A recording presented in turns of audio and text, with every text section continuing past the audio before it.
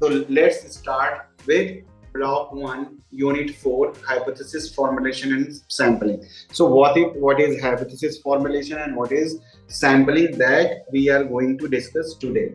So मैं नहीं चाहता था कि टाइम में हम खराब करें क्लास का यहाँ पे, बट किसी ने किया ही नहीं, so that is why I asked you people to do right now. So we are going to discuss introduction, objectives, meaning and characteristics of the hypothesis, formulation of hypothesis, कैसे हम formulate करते हैं, and the possible difficulties in formulation of good hypothesis. What kind of problems you can face. Understand these things very carefully, because in final year now you have option, but many of you may choose to do the project. Now they have options also, like take project or positive psychology paper. तो अच्छे से समझेंगे तो even in MA या फिर आप कभी PhD करने का सोचते हैं, then also these things will be very helpful. तो hypothesis कैसे formulation करते हैं, क्या गुड हाइपोथेसिस की क्वालिटीज होती हैं, क्या प्रॉब्लम आती है हाइपोथेसिस को बनाने में, and what kind of error like you may have, तो सॉरी, एंड देन सैम्पलिंग क्या होता है और सैम्पलिंग कैसे हम करते हैं, types of sampling methods and importance क्या है सैम्पलिंग का. These things we will discuss. So in this unit like we will cover the concept of hypothesis, its characteristics, formulation, types, error in hypothesis testing. It also discusses sample design, sample method, and their advantages and disadvantages.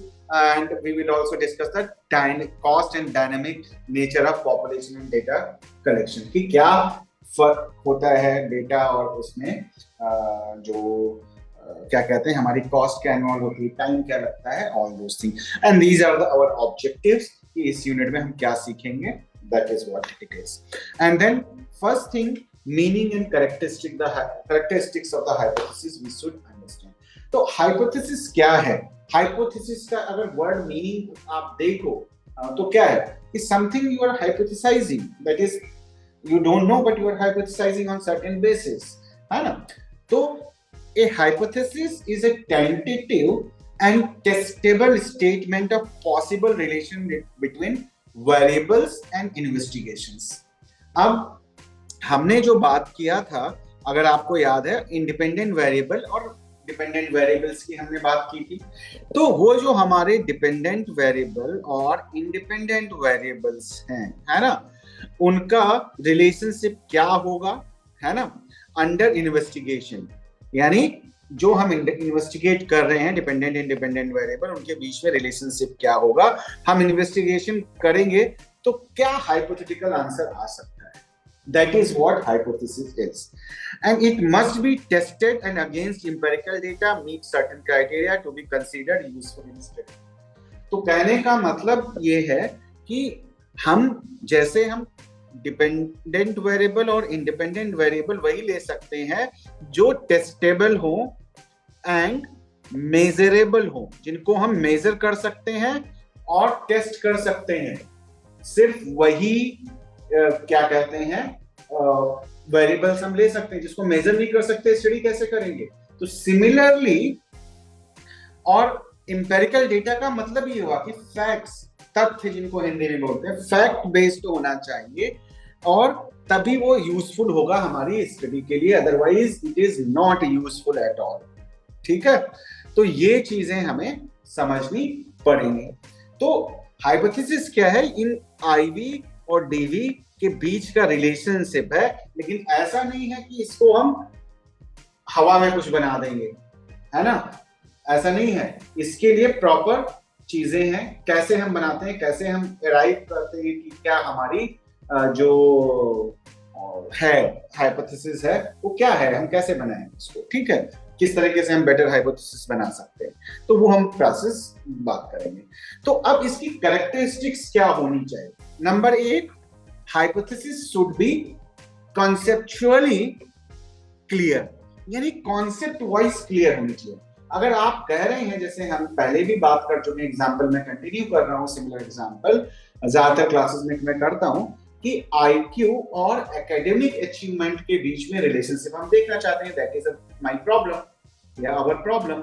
सो अब IQ और क्या कहते हैं उसके बीच में क्या relationship होगा, हमें हाइपोथेसिस में लिखना है, ठीक है। और वो क्लियर होना चाहिए कि भाई मैंने ये लिखा कि there will be a positive correlation between IQ and academic performance. Positive correlation means the people who have higher IQ, they will perform better in their academics. This will be the hypothesis. Hypothesis must be testable. Now we can test it also. We can measure the IQ and we can also measure the achievement through grade levels or whatever you want to use. या class के ही scores आप percentage में लेना चाहते हैं. Hypothesis should be related to existing body and theory and impact. अब क्या है कि ऐसा नहीं अपने मन से बना दिया कि भाई IQ जो है ज्यादा होगा तो एकेडमिक अचीवमेंट भी। लेट्स से जो बहुत लंबा चौड़ा और हेल्दी पर्सन है उसकी परफॉर्मेंस अच्छी होगी। अब इसको लेके कोई हमारे पास वो नहीं है, क्या कहते हैं, कोई भी फैक्ट्स नहीं है, कोई रिसर्च नहीं है, तो हम इसको नहीं बना सकते, है ना भाई। किस बेस पे आप कर रहे हो, किस बेस पे आप बता रहे हो कि रिलेशनशिप। हाँ आईक्यू में, क्योंकि हम हमेशा देखते हैं कि आईक्यू वाले लोग ज्यादा बेहतर परफॉर्म कर रहे हैं डिफरेंट एरियाज में, तो एकेडमिक में भी ज्यादा अच्छा परफॉर्म करना चाहिए या किसी और एरिया में भी ज्यादा अच्छा परफॉर्म करना चाहिए। So that is what, that is based तो एग्जिस्टिंग बॉडी ऑफ थ्योरी और उसका इम्पैक्ट क्या होता है उस पर बेस्ड होना चाहिए। Next, that is the fourth thing, hypothesis should have logical unity and comprehensiveness. कुछ तो लॉजिक हो। यू आर सेइंग कि आपका बॉडी बिल्ड अच्छा होगा तो आपका आईक्यू भी अच्छा होगा, that is not logical actually. It doesn't, आपका ब्रेन कैसे काम करेगा आपकी बॉडी से डिसाइड नहीं होता, है ना। तो ये है, तो hypothesis should have logical entity and comprehensiveness, comprehensive और लॉजिकल होनी चाहिए। Hypothesis should be capable of verification. जब इंपेरिकल नहीं होगा, मेजरेबल नहीं होगा, टेस्टेबल नहीं होगा तो आप वेरीफाई कैसे करोगे। तो वेरिफिकेशन का मतलब भी यही है कि उसको आप मेजर कर सको, फैक्ट्स चेक कर सको, and then only you can say something. Hypothesis should be operationalisable, कि आप उसको कर सकें। आप बोले कि मैं टेस्ट करूंगा कि भगवान है कि नहीं है, गॉड एग्जिस्ट और गॉड डजंट एग्जिस्ट, तो you cannot check because there is nothing to measure the God or even anything abstract that you want to assess. So वो operational नहीं है, IQ is operational, IQ well defined concept. So that is what hypothesis आपका होगा, ठीक है। Then we are coming to formulation of hypothesis. कैसे हम formulation करते हैं। Number 1, science involve observation, hypothesis, formulation and testing. अब साइंस का मतलब क्या, आपके पास एक टॉपिक हो जो टेस्टेबल हो, जिसको आप टेस्ट कर सको, है ना, जिसके बेस पे आप हाइपोथेसिस बना पाओगे, और हाइपोथेसिस बनाने के बाद आप उसको टेस्ट कर पाओ, दैट इज व्हाट आपका scientific way. Then a clear hypothesis helps narrow focus design data collections procedure and interpret results. अब हाइपोथेसिस हमें हेल्प क्या करता है कि आपको फोकस्ड रखता है। अगर मैं बोलूं कि मुझे ये देखना है कि किन बच्चों की एकेडमिक परफॉर्मेंस अच्छी होती है, तो क्या होगा, अब आपको नहीं पता है कि कैसे करना है। अब कभी तो आप कहोगे नहीं, जिन जो अच्छी फैमिलीज से हैं, जिनके पेरेंट्स पढ़े लिखे हैं, वो ज्यादा बेहतर परफॉर्म करते हैं, है ना, जिनका न्यूट्रिशन वैल्यू जिनकी बेटर है वो ज्यादा परफॉर्म कर रहे हैं। तो क्लियर नहीं हो आप अपनी बात में, so that is not a good hypothesis. तो हाइपोथेसिस हमें हेल्प क्या करती है, टू बी क्लियर, क्योंकि everything you can not study. ऐसा नहीं है कि each and everything you can study, है ना, ऐसा नहीं हो पाएगा। आपको जो अगर स्टडी करना है तो कुछ एक वेरिएबल्स लेके आप कर सकते हो, आप फोकस्ड रहोगे, तो हाइपोथेसिस आपको उसमें हेल्प कर देती है।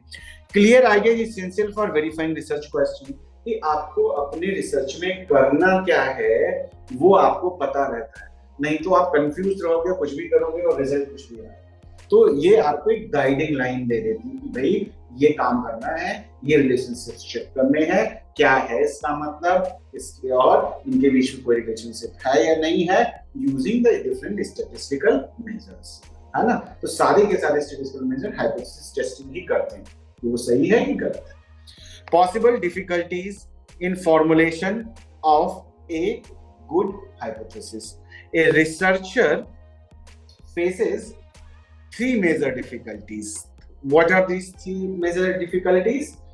Lack of knowledge, lack of detailed theoretical evidence, lack of knowledge of scientific research techniques.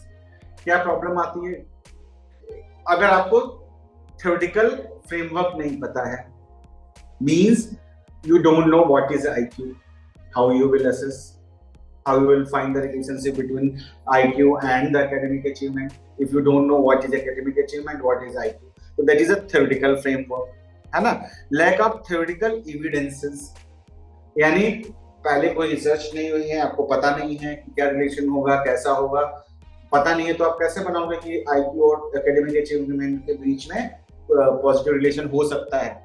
Lack of knowledge of scientific research techniques, और जब आपको ये नहीं पता है कि रिसर्च करते कैसे हैं, साइंटिफिक रिसर्च होती क्या है, क्या स्टेप्स फॉलो होते हैं, तो आप हाइपोथेसिस नहीं कर, क्योंकि हाइपोथेसिस में आपको क्या है, आपको ऑपरेशनल चीजें लेनी पड़ेंगी, मेजरेबल लेनी पड़ेंगी, टेस्टेबल हो जो वो ले सकते हो आप।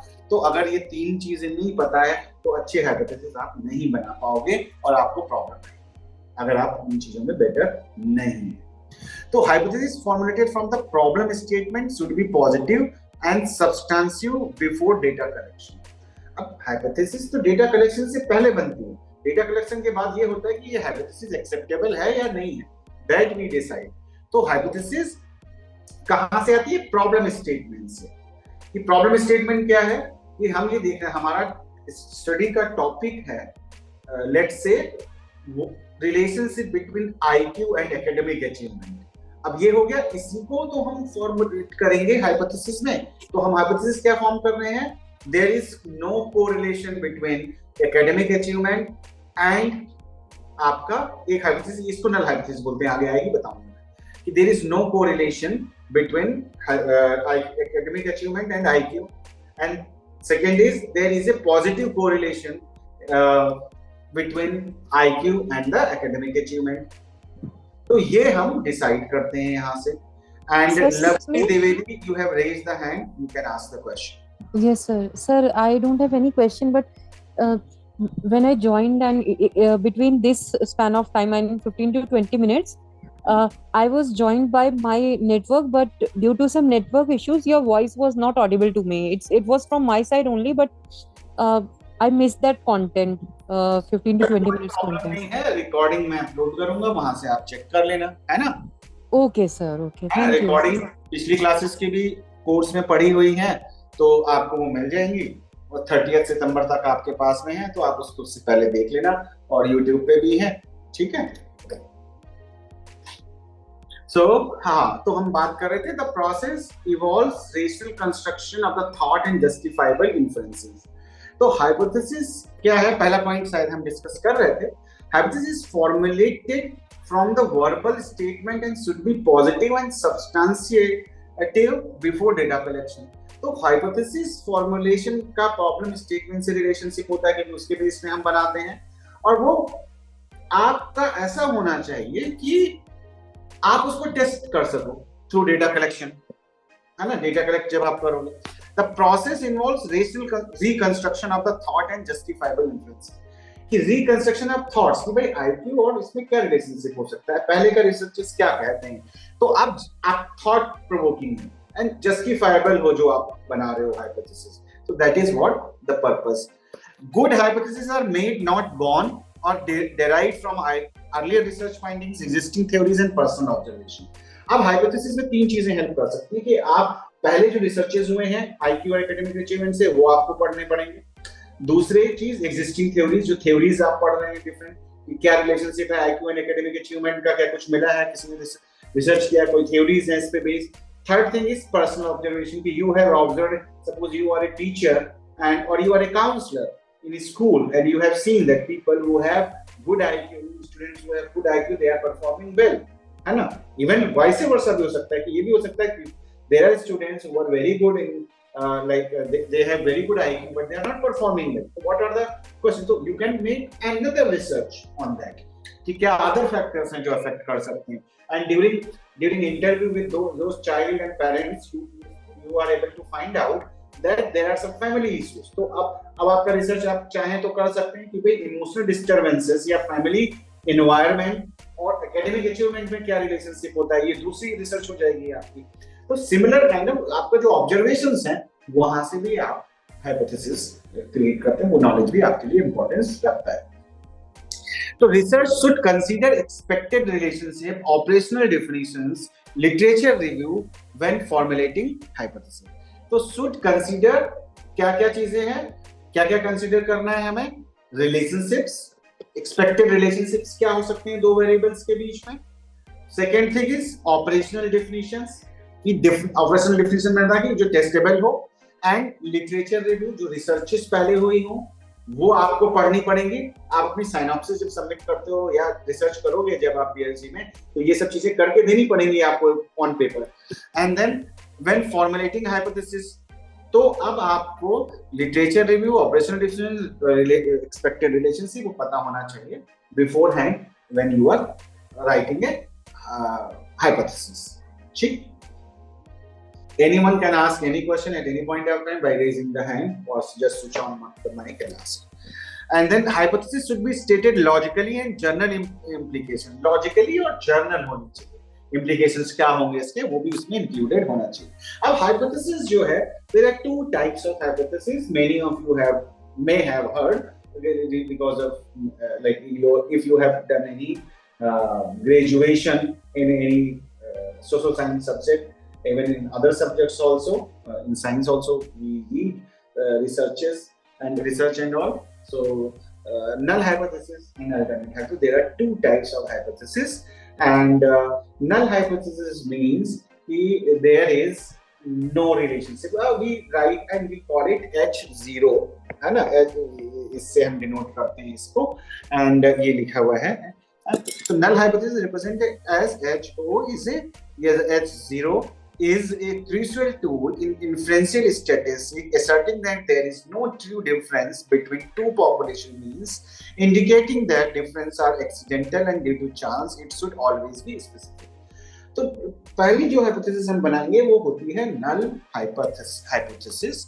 नल हाइपोथेसिस का मतलब है कि हम उसमें ये बोलते हैं, जैसे आईक्यू और एकेडमिक अचीवमेंट की हम बात कर रहे थे, तो आईक्यू और एकेडमिक अचीवमेंट में हम पहली जो नल हाइपोथेसिस हमारी बनेगी वो हम ये लिखेंगे कि नल हाइपोथेसिस ये कहेगा there is no difference in performance of high IQ and academic achievement, या there is no relationship between IQ and academic achievement, इनके बीच में कोई रिलेशनशिप है ही नहीं, हम ये बोलते हैं। ऐसा इसलिए करते हैं क्योंकि अगर आपने पहले से ही सोच लिया, एक लेमैन टर्म में बता दें, बुक्स में नहीं मिलेगा आपको ये, कि आपने पहले से ही सोच लिया कि आईक्यू ज्यादा है तो एकेडमिक अचीवमेंट अच्छा होगा, तो आप बायस्ड हो गए, आपको ह्यूमन टेंडेंसी होती है तो आप वही ढूंढोगे कि हाई आईक्यू में अगर ज्यादा एकेडमिक परफॉर्मेंस आ रही है तो उस डेटा को आप एक्सेप्ट करोगे, जो नहीं आ रही है तो आप उसको रिजेक्ट करने के चांस आपके बढ़ जाएंगे।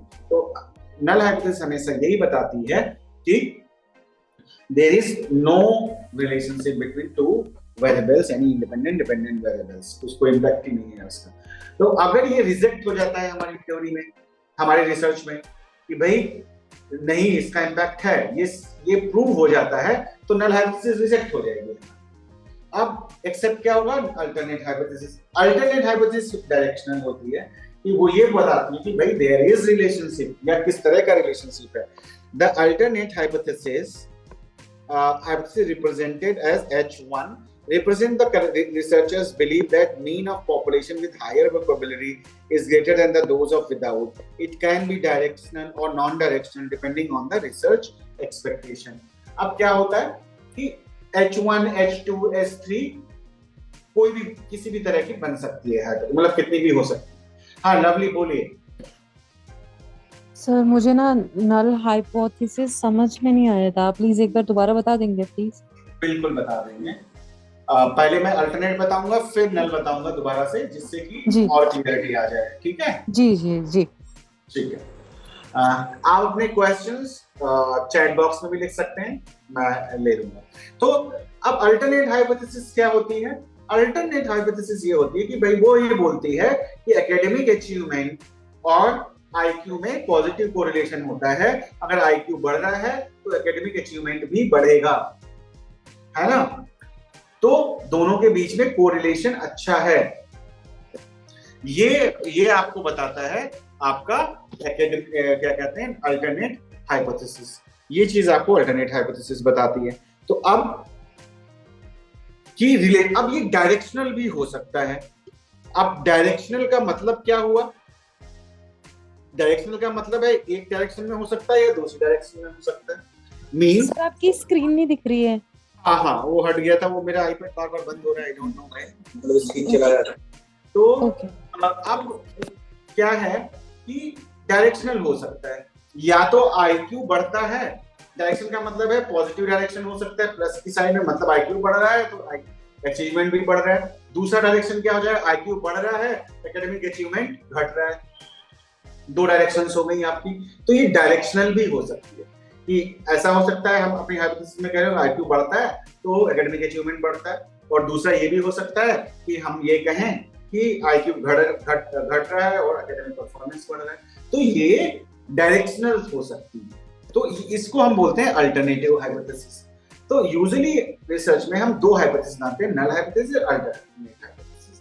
हम ये मान के चलते हैं कि वहां कोई डिफरेंस है नहीं दोनों के बीच में कोई रिलेशनशिप नहीं है, हम ये मान के चलते हैं। हम कहने का मतलब है हम न्यूट्रल मान के चलते हैं। अगर हम पहले से बायस हो गए कि Priyanka is better than Dhoni, Dhoni is better than Lakshmi, Lakshmi is better than Menaka, तो हमारा क्या होगा, हम बायस हैं। फिर हम क्या करेंगे, हम ये ढूंढने की कोशिश करेंगे कि how one is better then other, है ना। तो सिमिलर चीजें उनको वो चीजें ना हो तो हम ये मान न्यूट्रल होके चलते हैं। न्यूट्रल क्या हो रहे हैं, हम ये मान के चल रहे हैं there is no difference and that is your null hypothesis. Lovely, is it clear? जी, अभी समझ में आ गया नल हाइपोथेसिस क्या होती है? जी सर। हाँ, तो अब इसी क्यों करते हैं। अब सपोज क्या हुआ, आपने एक थेरेपी अपनी खुद की बनाई, है ना। मान लिया लवली ने थेरेपी बनाई, लवली बिहेवियर थेरेपी, उसको नाम दे दिया जैसे सीबीटी है। अब लवली तो हमेशा यही चाहेंगे कि ये थेरेपी सक्सेसफुल हो, चाहेंगे कि नहीं चाहेंगे? या मैंने जी बनाई जी जी तो मैं ये कह रहा हूँ कि भैया ये बहुत पॉजिटिव है, ये बहुत अच्छा है, इसका इम्पैक्ट आता है क्योंकि मैंने बनाई है। तो ये तो कोई क्राइटेरिया नहीं हुआ कि मैंने बनाई है या लवली ने बनाई है तो वो ज्यादा बेहतर परफॉर्म करेगी। तो अब हमें इसे टेस्ट करना है। तो हमने अल्टरनेट हाइपोथेसिस बनाई कि भैया ये थेरेपी जो बनी है ये इसका कोई पॉजिटिव नेगेटिव इफेक्ट कुछ भी नहीं होता। अल्टरनेट हाइपोथेसिस हमने बना ली कि ये पॉजिटिव इम्पैक्ट डालती है, दूसरी हमने बना ली कि इसका नेगेटिव इम्पैक्ट होता है। अब हमने रिसर्च करना शुरू किया। अब हम देखते हैं कि हमारी कौन सी हाइपोथेसिस एक्सेप्ट होगी, कौन सी रिजेक्ट होगी। तो this is what the idea of alternate hypothesis and these hypothesis. ठीक है, okay sir. Clear it to everyone? Yes yes sir. जब नल हाइपोथेसिस क्यों बनाते हैं, ये ध्यान रखना, न्यूट्रल होता है कि हम न्यूट्रल होके देखेंगे। बोलते हैं जैसे कि हम मोह में अंधे हो जाते हैं, प्यार में अंधे हो जाते हैं, हमें दिखाई नहीं देती नेगेटिव चीजें, सिर्फ पॉजिटिव दिखाई देती। तो इसीलिए जब हम अल्टरनेट हाइपोथेसिस की बात करते हैं तो हम न्यूट्रल हो जाते हैं कि भाई हम ऑब्जर्व करेंगे कि क्या आ रहा है। कि पर्सन है जिसको हम बहुत पसंद करते हैं, हम ये देखेंगे कि इसका बिहेवियर क्या है। हमें क्या लगता है वो एक अलग चीज है, बिहेवियर देखेंगे, उस पर हम डिसाइड करेंगे कि ये अच्छा है या खराब है ना। उसी तरह से अल्टरनेट हाइपोथेसिस, अगर हमने पहले ही मान लिया, अगर हम ये मान के चल रहे हैं कि ये पर्सन बहुत अच्छा है, तो हम क्या कर रहे हैं, हम बायस्ड हो रहे हैं। तो हम अल्टरनेट नहीं, हम तो चाहेंगे कि भाई अच्छा है, अच्छा ही हमें दिखाना है। दूसरा एग्जांपल, हमें सपोज बच्चे होते हैं, बहुत सारे लोग घर में, मुझे आईफोन खरीदना नया आ गया, मैं अपने माँ बाप को जाके बोलूंगा भैया इसमें ये भी अच्छा है, इसमें ये भी अच्छा है, इसमें ये भी अच्छा है, इसमें ये भी अच्छा है, क्योंकि मुझे खरीदना है। मैं नेगेटिव की बात ही नहीं करूंगा। पैसे ज्यादा है तो क्या हुआ, पैसे ज्यादा है लेकिन चीज भी तो अच्छी है। तो हम हर पॉजिटिव चीज उसकी देखेंगे। ऐड आजकल आप देख रहे होंगे, आता है HP क्रोमबुक का, है ना। तो पॉजिटिव बात करते हैं उसके बारे में। है ना। तो क्या है, क्योंकि हम उसमें जो नेगेटिव है, क्रोमबुक है उसके बहुत सारे नेगेटिव्स हैं, है ना। तो उसको यूज करोगे आप, अगर नॉर्मल लैपटॉप यूज करते हो तो आपको नहीं पता, लेकिन आपको सिर्फ वो दिखाया जा रहा है, उसमें जो कैरेक्टर्स दिखाए जाते हैं वो ये दिखाया जाता है कि भाई वो पढ़ाई कर रही थी, देखो ऐसा अच्छा है, अच्छा होमवर्क कर रहे हो, अच्छा लिफ्ट में भी होमवर्क हो जाएगा, घर में भी हो जाएगा, दैट काइंड ऑफ थिंग। सो कहने का मतलब हम सिर्फ पॉजिटिव देखते हैं अगर हम बायस्ड हैं। सो ये चीजें होती हैं। Now we are coming to errors in the testing hypothesis. बहुत ही कंफ्यूजिंग है। हाँ सर मेरा एक क्वेश्चन था कि फॉर एग्जांपल अगर हमें ये चीज शो करनी है कि जैसे कि मोबाइल का बच्चों पे क्या इम्पैक्ट पड़ रहा है, एक तरफ मेरी कोई फ्रेंड है जो ये दिखाना चाहती है कि टेक्नोलॉजी है ना उसका बहुत पॉजिटिव इम्पैक्ट पड़ता है, और दूसरी तरफ मैं हूँ तो मैं ये दिखाना चाहती हूँ कि जैसे टेक्नोलॉजी में हम जो मोबाइल यूज कर रहे हैं कि we are becoming slave of the technology. तो इसमें मैं कौन सा वाला हाइपोथेसिस एग्जैक्टली यूज करूंगी कि जो रिजल्ट है वो मैं मतलब जो रिजल्ट है वो मैं अच्छे से शो कर सकूं, नल या ऑल्टरनेटिव।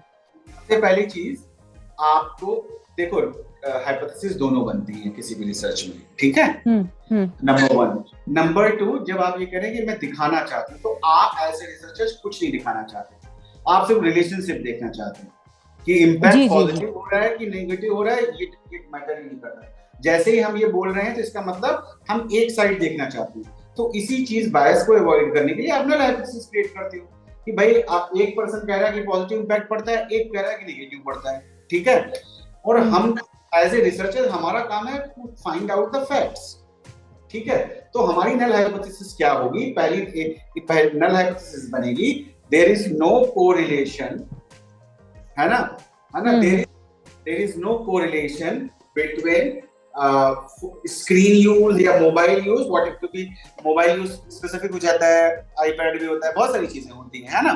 तो स्क्रीन यूज हम ज्यादा यूज करते हैं, टेक्निकल स्क्रीन टाइम, है ना।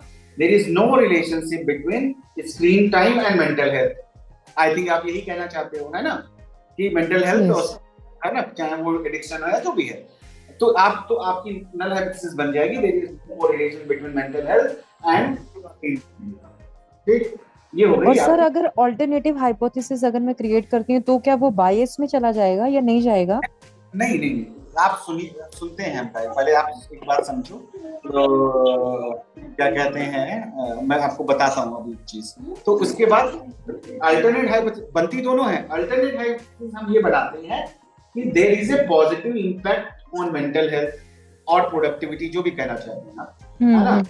H1 H2 यानी दूसरी अल्टरनेट हाइपोथेसिस आप ये बना रहे हैं कि देयर इज क्या कहते हैं पॉजिटिव इंपैक्ट, एंड एक बन रही है देयर इज नेगेटिव इंपैक्ट। दो अल्टरनेट हाइपोथेसिस बन गए।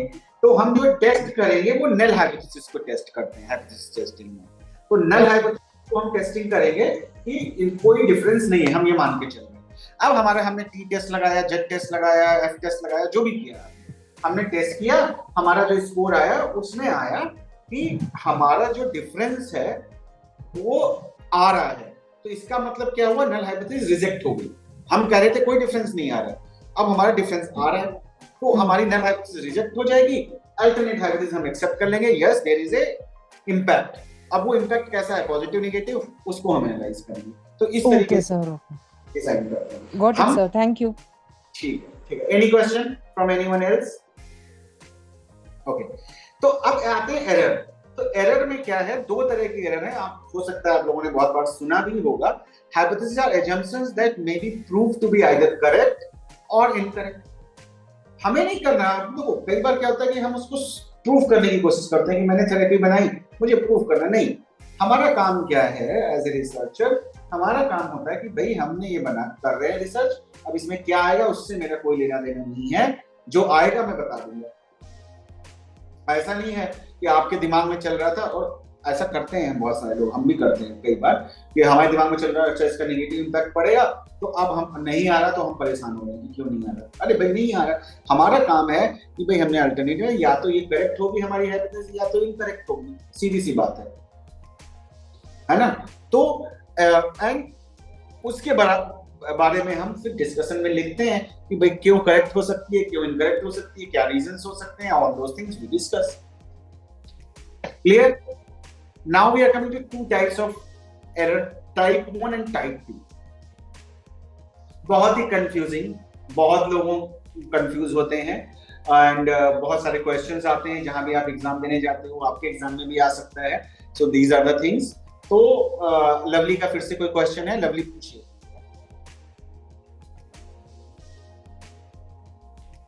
Lovely, you raise the hand. Okay, I think she is not able to hear. Okay, बाकी लोगों को सुनाई दे रही है? आवाज आ रही है? Am I audible to everyone else? Yes, sir. Okay. Okay.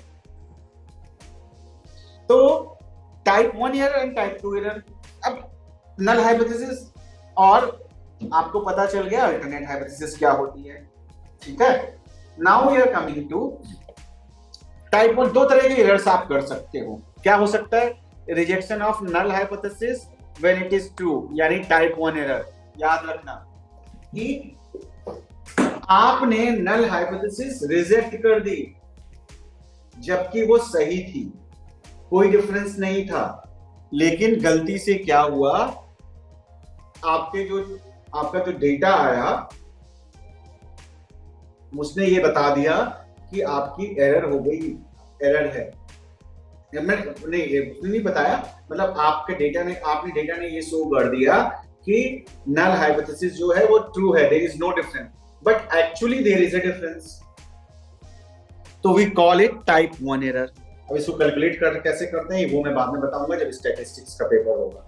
ठीक है. तो टाइप 1 एरर कि हमने रिजेक्ट कर दिया नल हाइपोथेसिस जबकि वो ट्रू थी, मतलब कोई डिफरेंस नहीं था, लेकिन हमने क्या, हमारे रिसर्च में आ गया कि देयर इज अ डिफरेंस और हमने नल हाइपोथेसिस रिजेक्ट कर दी. This is type 1 error. अब टाइप 2 एरर इसका उल्टा है. हमने नल हाइपोथेसिस को एक्सेप्ट कर लिया, acceptance of null hypothesis when it is false. हमने नल हाइपोथेसिस को एक्सेप्ट कर लिया, उसमें रिजेक्ट किया था, यहां पे एक्सेप्ट कर लिया कि there is no difference, but actual में डिफरेंस है. कहने का मतलब है नल हाइपोथेसिस फॉल्स थी, हमने उसको एक्सेप्ट कर लिया. नल हाइपोथेसिस ट्रू थी, हमने उसको रिजेक्ट कर दिया. अगर हमने राइट नल हाइपोथेसिस को यानी ट्रू नल हाइपोथेसिस को रिजेक्ट कर दिया तो टाइप 1 एरर. अगर हमने फॉल्स को एक्सेप्ट कर लिया तो टाइप 2 एरर. कंफ्यूजन? हाँ सर. अब होता है तभी मैंने बोला कंफ्यूजन है. हम ये कह रहे हैं, ऐसे समझो आप कि हमारे पास ये है, लेट्स अंडरस्टैंड विद, जो नॉर्मली ज्यादातर आपको जगह पे मिलता है उसी से हम समझते हैं. ये हमने एक बॉक्स बना लिया, विजिबल है आप लोगों को? है ना. ये हमने एक 2x2 का बॉक्स बनाया. ठीक है. अब हमने लिख दिया ये 1 का मतलब है ये टाइप 1 एरर, 2 का मतलब है टाइप 2 एरर. ठीक है. जी. हो गया. ये आपका है. कैसे बनेगा मैं हो सकता है गलत बना रहा हूँ, दोबारा से फिर रीडो करना पड़ेगा. देखते हैं. अब ये आपकी है नल हाइपोथेसिस, ये आपकी है अल्टरनेट हाइपोथेसिस. ठीक है. अब नल नल हाइपोथेसिस, अल्टरनेट हाइपोथेसिस. अब ये यहाँ पे ये हटाना पड़ेगा मुझे भी याद नहीं आ रहा था. नल हाइपोथेसिस आई थिंक यहाँ पे आएगा आपका ये नल, इस छोटे से लिखता हूँ, ये नल हाइपोथेसिस, ये अल्टरनेट हाइपोथेसिस. ठीक है. ये हो गया. और यहाँ पे आ जाएगा ये ट्रू, ये फॉल्स. ठीक है. नल हाइपोथेसिस, ये है नल हाइपोथेसिस, है ना. राइटिंग में थोड़ा सा वैसा लिखा हुआ है लेकिन आपको समझ में शायद आ रहा होगा. तो नल हाइपोथेसिस ट्रू है. ठीक है. टाइप 1 देखिए, नल हाइपोथेसिस, यहाँ वाला टाइप 1 एरर में नल हाइपोथेसिस ट्रू है. ठीक है. और उसको हम रिजेक्ट कर देते हैं। क्या कर देते हैं? रिजेक्ट। हाँ, नल हाइपोथेसिस ये कह रही है कि देयर इज नो डिफरेंस, है ना, और एक्चुअल में देयर इज नो डिफरेंस, यानी ट्रू का मतलब तो यही हुआ कि नल हाइपोथेसिस कह रही है देयर इज नो डिफरेंस, और देयर इज एक्चुअल में there is no difference, but हमने एक्सेप्ट कर ली, हम सॉरी हमने रिजेक्ट कर दी, हमने बोल दिया कि देयर इज डिफरेंस, हमने नल हाइपोथेसिस रिजेक्ट कर दी, अल्टरनेट एक्सेप्ट कर दी। तो ये हो गया क्या? रिजेक्ट करना। क्या हो गया? ये टाइप 1 एरर हो गया। अब नल हाइपोथेसिस है ना, नल हाइपोथेसिस आपका एक बार दोबारा से बनाता हूं, एक मिनट, अभी सही बनेगा, सही क्या है वो भी ठीक था, लेकिन अब इसमें ये हो गया, ठीक है, ये हो गया एक्सेप्ट, ऐसे लिखते हैं एक्सेप्ट, और ये हो गया रिजेक्ट, 4 कॉलम बन गए।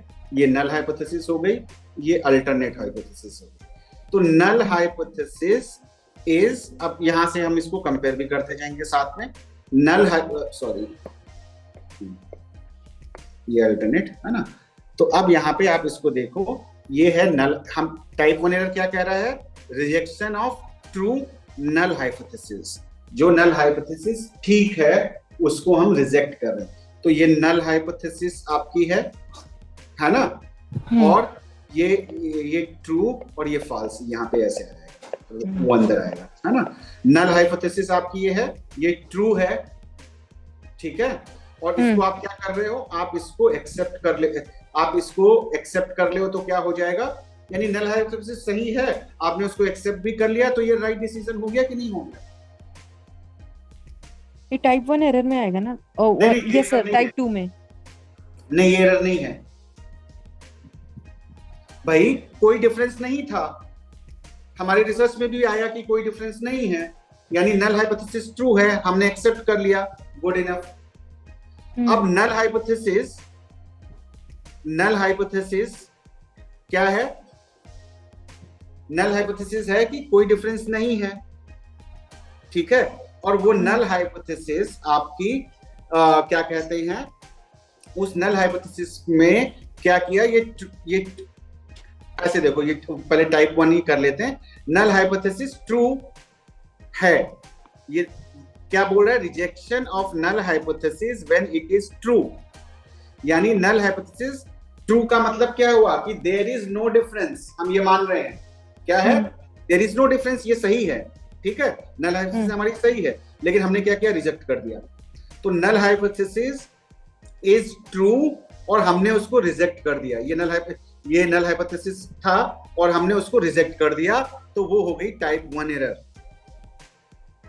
ये कॉलम गलत बन रहा है, कंफ्यूजन क्रिएट करेगा, है ना, मैं बना नहीं पा रहा हूँ ठीक से एक्चुअली, द थिंग इज। तो अब क्योंकि कौन सी चीज बाहर रखनी है कौन सी अंदर, वो नहीं समझ, वो गड़बड़ हो रहा है, तो वो मैं नेक्स्ट उसमें बता दूंगा। लेकिन सिंपल सा है कि आपको ये कॉलम इस तरह से कि एक्सेप्ट, रिजेक्ट और ट्रू एंड फॉल्स का सिस्टम होता है, तो एक टाइप 1 एरर हो जाता है। तो अगर टाइप 1 एरर ये कह रही है कि हमारी ट्रू हाइपोथेसिस जो है वो ट्रू है, लेकिन हम उसको रिजेक्ट कर देते हैं, है ना, और टाइप 2 एरर कह रही है कि हमारी,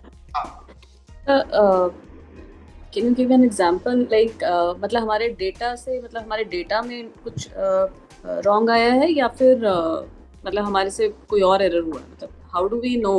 डिफरेंट सैंपलिंग की वजह से होता है, वो हम कैलकुलेट कर सकते हैं और हम कम कर सकते हैं कि किस तरीके से हम उसको कम कर सकते हैं। टाइप 1 टाइप 2 एरर को उसकी टेक्निक्स होती हैं, वो स्टैटिस्टिक्स में होती हैं।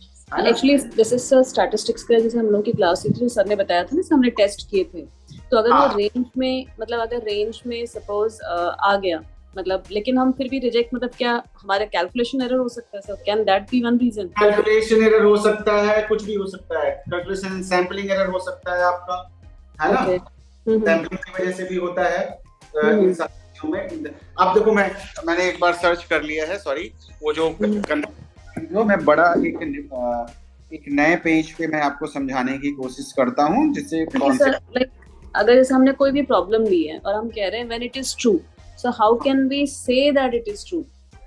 इट इज ये हम कर सकते हैं, क्रिटिकल एरर्स होती हैं, है ना, हम कितना क्या कहते हैं, कॉन्फिडेंस लेवल कितना ले रहे हैं, वहां से ये चीज डिसाइड होती है। तो वो स्टैटिस्टिक्स का पार्ट है। एक्चुअली लाइक सर, जैसे हम साइंसेस में करते हैं, कोई भी एक्सपेरिमेंट करते हैं, तो हमारे पास ऑलरेडी रिजल्ट्स, मतलब हमारे पास डेटा होता है, तो वहां से कंपैरिजन हो जाता है कि हमारा डेटा गलत है। तो यहाँ हाँ कैसे पता चलेगा? मैडम, वही स्टैटिस्टिक्स यहाँ भी यूज होती है। हमारे पास टेबल्स होते हैं कि पॉपुलेशन के मीन्स कैसे वेरी करते हैं, जेड टेबल, टी टेबल, है ना, एफ टेबल, जैसे वो सेम स्टैटिस्टिक्स है। जब हम साइंस की बात करते हैं तो साइंस में मोस्टली जो फिजिकल साइंसेस जो आप बात कर रहे हो, वहां पे क्या होता है, वहां पे हम लोग एग्जैक्ट टर्म्स में यूज कर सकते हैं, चीजों को मेजर कर सकते हैं, लेबोरेटरी असेसमेंट कर सकते हैं। तो वहां पे ज्यादातर एक्सपेरिमेंटल मेथड्स यूज होते हैं। और सोशल साइंसेज में psychology, sociology, economics, political science, यहाँ पे हम लोग नॉन एक्सपेरिमेंटल मेथड्स ज्यादा यूज करते हैं। या तो ये फर्क होता है। स्टैटिस्टिक्स वही होती है, स्टैटिस्टिक्स के कुछ मेथड्स वहां पे ज्यादा बेहतर तरीके से अप्लाई होते हैं, क्योंकि वो फिजिकल साइंस है। You can measure height like in even decimals also, sorry, हाँ, मतलब मिलीमीटर्स आल्सो। लेकिन यहाँ तो आप एंजाइटी नहीं मेजर कर सकते कि आप that's what my question was. हाँ, तो वो जो हम जैसे करते हैं वो स्टैट में आपको आएगा कि कैसे हम मेजर करते हैं, क्वांटिफाई कैसे करते हैं, वो सारी चीजें स्टैट में आएंगी, चीजें यहाँ पे भी रहेंगी। हाँ, टेबल मैं दोबारा से बना के बताता हूँ, है ना। तो अब ऐसे समझते हैं, यहाँ पे आ जाएगा आपका ट्रू, क्योंकि कंफ्यूजन ना क्रिएट करे, क्योंकि मैंने भी 2 बार ट्राई कर लिया, मेरे को वो नहीं। और यहाँ पे आ जाएगा आपका रिजेक्टेड, यहाँ पे आ जाएगा आपका एक्सेप्टेड, ठीक है। तो अब क्या हुआ कि, और अब हमारा क्या है कि ये हमारी नल हाइपोथेसिस को लेके हमने ये बना लिया। तो नल हाइपोथेसिस हमारी ट्रू है और इसको हमने रिजेक्ट कर दिया। ये कॉलम का ये मतलब तो यही हुआ ना, ये इधर का, तो ये कॉलम क्या हो गया, ट्रू बट रिजेक्टेड, ठीक है। ट्रू है पर रिजेक्ट हो गई, तो ये टाइप 1 एरर हो गया। अब फॉल्स है, रिजेक्टेड, ये रिजेक्ट वाला कॉलम है, रो है, फॉल्स और रिजेक्टेड, ऐसे याद करने में थोड़ा इजी हो जाएगा। फॉल्स है, रिजेक्ट कर दी, अच्छी बात है, यही हम चाहते थे कि अगर वो गलत है तो वो रिजेक्ट हो जाए। क्लियर? आई बात समझ में? जी, है ना। हमारे रिसर्च के अंदर कोई रिलेशनशिप है ही नहीं, फॉल्स मतलब रिलेशनशिप नहीं है, और क्या कहते हैं, और वो फॉल्सली है, तो अब उसको हमने रिजल्ट कर दिया, उसको हमने रिजेक्ट कर दिया, तो इट इज राइट। तो ये हमारा आइडियल सिचुएशन रिसर्च का ये है कि भाई ट्रू नल हाइपोथेसिस हमारी फॉल्स थी और हमने उसको रिजेक्ट कर दिया, तो ये राइट चीज हो गई ना, सही बात हो गई, ये हमें यही करना था। सेकेंड इंपॉर्टेंट थिंग क्या आती है कि भाई ये एक्सेप्टेड, ट्रू है और एक्सेप्ट भी होगी, मतलब ये ट्रू वाला कॉलम है। अगर ऐसा क्वेश्चन आ जाता तो हमें भी क्या ऐसे टेबल बना के शो करना पड़ेगा? बिल्कुल आप बना के समझा सकते हैं कि क्या होता है ना, आपको अच्छे मार्क्स मिलेंगे अगर आप ऐसा करते हैं। तो एक्सेप्टेड है तो ट्रू है और हमने एक्सेप्ट कर लिया, अच्छी बात है भाई, सच है, सच को सच मान लिया हमने, तो no error, right thing. And then false है और हमने एक्सेप्ट कर ली कि भाई नल हाइपोथेसिस गलत है, रिलेशनशिप है, ऐसा नहीं है कि नहीं है, और हमने नल हाइपोथेसिस को एक्सेप्ट कर लिया कि हाँ भाई कोई डिफरेंस नहीं है, जबकि है रियल में, तो वो हो गया आपका टाइप 2 एरर। तो ये 2 एरर्स हो जाएंगी और ये 2 राइट डिसीजंस हो गए आपके। तो this is your you can say type 1 and type 2 error. You can repeat the videos again and again to watch, ठीक है। तो ये आप कर सकते हो। तो टाइप 1 टाइप 2 एरर मैंने आपको बता दिया। अब नेक्स्ट जो चीज है वो आता है आपका importance of hypothesis formulation. Importance जैसे मैंने बताया, hypothesis formulation is a crucial for scientific research, क्योंकि आपको एक गाइडिंग लाइन देता है। लिंकिंग थ्योरी, क्योंकि थ्योरी पे बेस होता है, थ्योरी और प्रैक्टिकल आपके रिसर्च को लिंक करता है कि सही है कि गलत है। इन्वेस्टिगेट करने में हेल्प करता है। Leading to discovery of new knowledge, क्योंकि आपको पता लगता है कि भाई इसका कुछ इम्पैक्ट है या नहीं है। अवॉइडिंग अनफोकस्ड इंपेरिकल वेंडरिंग, कि आपको इधर उधर भटकने से बचा लेता है कि जो काम आप करना चाह रहे हो वही आप कर रहे हैं या कुछ और तो नहीं कर रहे हैं। तो this is all about you can say hypothesis testing. Hypothesis क्या होती है and hypothesis की qualities क्या होती हैं and कैसे हम formulate करते हैं, what kind of error we can like we may have when we are creating hypothesis. ठीक है, clear?